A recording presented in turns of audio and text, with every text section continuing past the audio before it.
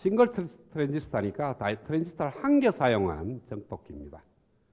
트랜지스타를 한 개 사용하는 트랜지스타인데 기본적으로 세 가지의 유형이 있어요. 그것이 뭐냐 하면은 가장 많이 쓰는 커먼 소스 앰플리파이어, 그 다음에 커먼 드레인, 그 다음에 커먼 게이트 앰플리파이어, 이렇게 세 종류로 나눠지는데 모스를 시작할 때 얘기를 했을 거예요. 모스는 단자가 3개, 바디까지 하면 4개인데 그거는 4단자 망에 4개하고 그런 개념이 아니라 그랬죠. 바디는 어차피 소스하고 물리는 거니까 바디 단자는 무시를 하고 단자가 3개니까 4단자 망으로 쓰려고 그러면 단자 하나가 추가가 된다. 그 추가되는 단자가 소스면 커먼 소스, 그 단자가 드레인이면 커먼 드레인, 그 단자가 게이트면 커먼 게이트. 그렇게 만들어진 정폭기를 커먼 소스 앰플리파이어, 커먼 드레인 앰플리파이어, 그 다음에 커먼 게이트 앰플리파이어인데 그 정폭기마다 다 특성이 달라요. 다르기 때문에 구별해서 우리가 해석을 한다는 거예요. 그래서 가장 많이 쓰는 정폭기는 커먼 소스 앰플리파이어입니다. 나중에 여러분 결과를 보면 알겠지만은. 그 다음에 커먼 드레인은 정폭기보다는 오히려 버퍼 역할을 많이 하게 되는 거고요. 커먼 게이트 정폭기는 거의 사용을 안 하는데 딱 한 군데 주파수 특성을 향상시키는 데만 사용을 합니다. 그렇기 때문에 주로 이제 커먼 소스를 많이 쓴다 이렇게 생각하면 돼요. 자, 먼저 4단자 망이 어차피 회로이론에서 비우지만 여기서 약간 언급하고 넘어가겠습니다. 그래서 이렇게 왼쪽에 단자가 2개가 있고요. 오른쪽에 단자가 2개 있는 것을 우리는 4단자 망이 되는데 일반적으로 특별한 케이스는 아니지만은 일반적인 경우에 왼쪽에 있는 2단자를 우리는 입력으로 많이 사용하고요. 오른쪽에 있는 단자를 출력으로 많이 사용을 합니다. 즉 왼쪽에서 신호가 들어와서 오른쪽으로 신호가 나가는 그러한 케이스예요. 기한격 회로 같은 경우에는 오른쪽에서 신호가 들어와서 왼쪽으로 가는 경우도 있어요.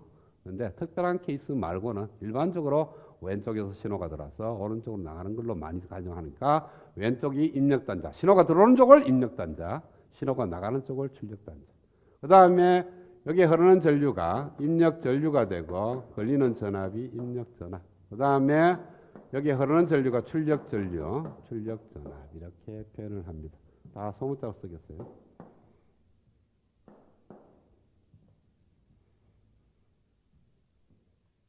자, 그 다음에 이 4단자 망에 왼쪽엔 전원부가 붙고요. 오른쪽에는 부하가 보통 붙게 되어 있습니다. 그러니까 왼쪽에 어떤 전원으로부터 신호를 받아 쭉 흘러와서 왼쪽에서 들어옵니다.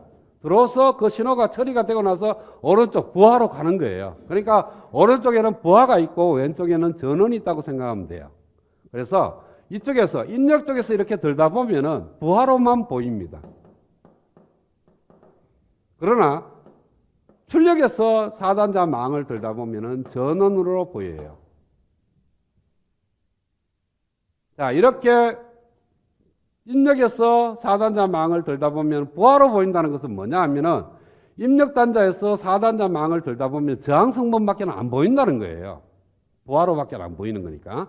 반대로 출력단에서 4단자 망을 들다 보면 전원으로 보인다는 것은 테브란 등가회로나 노트레이 등가회로로 보인다는 거예요.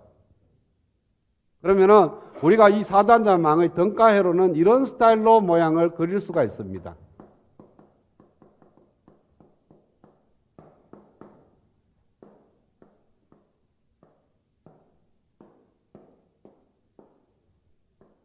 이렇게 바뀌어진다는 거예요. 그러니까 오른쪽은 전원이니까 테브란 등가회로, 왼쪽은 부하 쪽으로밖에 안 보이니까 저항 성분. 이랬을 때 우리는 RI를 갖다가 입력 저항이라고 얘기를 합니다. 그 다음에 R0를 갖다가 우리는 출력 저항이라고 그래요. 그 다음에 AV를 갖다가 전압 정폭률이라고 얘기를 합니다.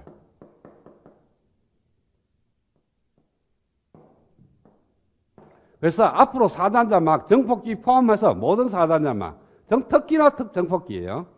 정폭기 회로 해석을 하게 되면 딱 요 세 가지를 구합니다. RI 얼마, R0 얼마, AV 얼마. 그럼 해석이 끝나는 거예요.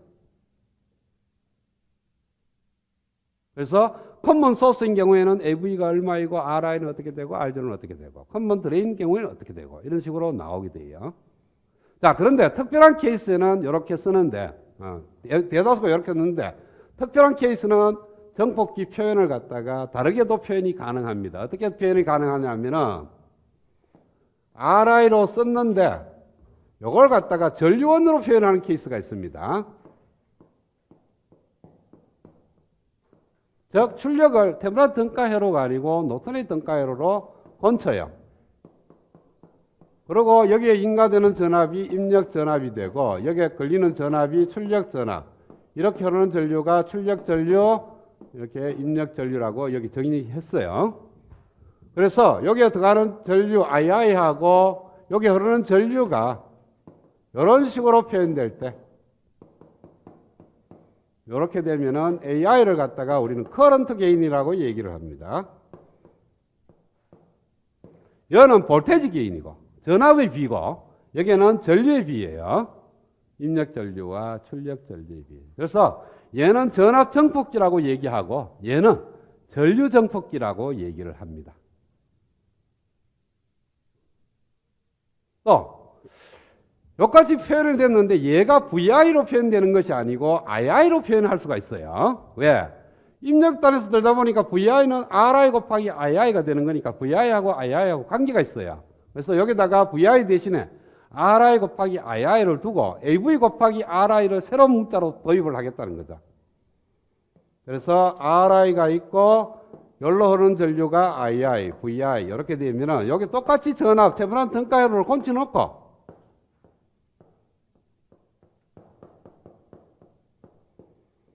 여기를 갖다가 GM, II라고 이렇게 쓰는 겁니다. 아직 GM을 쓰는 거예요. 또 여기 임피던스가 아니고 저항 성분처럼 이렇게 써도 돼요. 이렇게 되면은 요거는 트랜스 리지스턴스 앰플리파이어라고 명명을 합니다.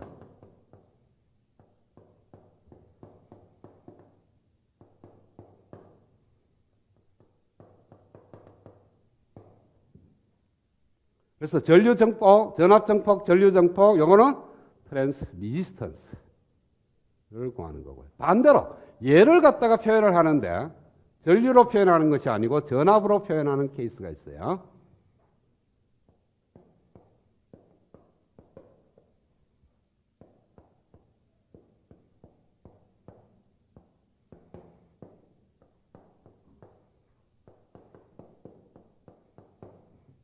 이렇게 표현되어 있는 걸 갖다가 우리는 트랜스 컨덕턴스 앰플리파이어라고 얘기를 해요.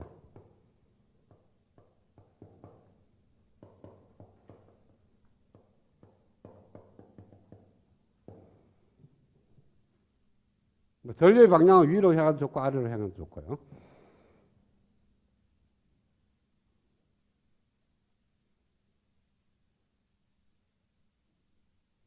모스가 RI가 무한대인 로 그리면 얘가 무한대가 되면 모스의 등가회로하고 비슷합니다. 그렇죠? 얘가 GM VGS가 들어가고 스몰 R로 들어가죠. 그렇죠? 모스의 등가회로 보면. 그래서 모스의 등가회로는 트랜스 컨덕턴스 앰플리파이어처럼 그려놓는 거예요. 나중에 여러분 BJT도 마찬가지입니다. BJT의 등가회로를 그리게 되면은 거의 걔는 얘하고 똑같아요. 이 저항 성분도 있기 때문에. 그래서 정폭기를 갖다가 모스인 경우, 트랜지스터인 경우에는 이렇게 세 개를 나누게 되고 일반적으로 4단자 망이 있는데 그 4단자 망이 정폭기라면 이것처럼 네 가지의 경우로 우리가 표현을 할 수 있는 거고 대다수의 정폭기는 이렇게 전압 정폭기로 많이 표현을 한다. 그런다고 해서 다른 세 개로 표현을 안 하느냐? 다른 세 개로도 표현이 가능하고 다 등가회로입니다. 네 개가 다. 그렇죠? 네 개가 갖고 있는 특성식이 다 똑같으니까.